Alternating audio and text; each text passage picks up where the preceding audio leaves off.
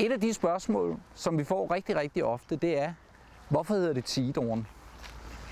Og det er et rigtig godt spørgsmål, synes jeg. Grunden til, at det hedder Tidorn, det er først og fremmest, fordi vi synes, det lyder fedt. Det har en fed fonetik.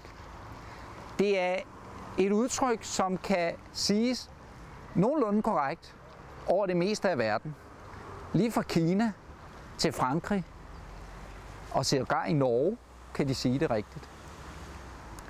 Og en anden fordel ved vores navn her, det er, at der ikke er nogen som helst i hele verden, der er i stand til at sige, hvad pokker betyder Tidorn egentlig.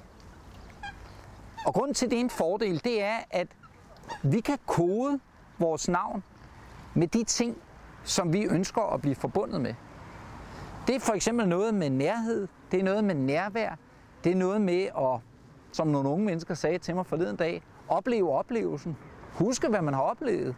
Være den gode udgave af sig selv. Eller be here now, som vi siger i Tidorn.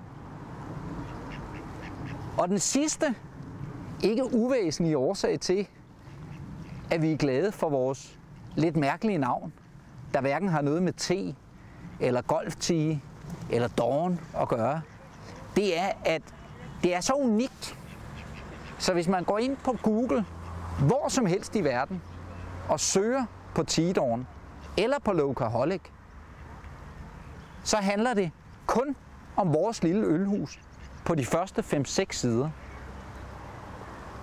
Og det gode ved det hele, det er, at vi har ikke brugt en eneste krone på at nå dertil.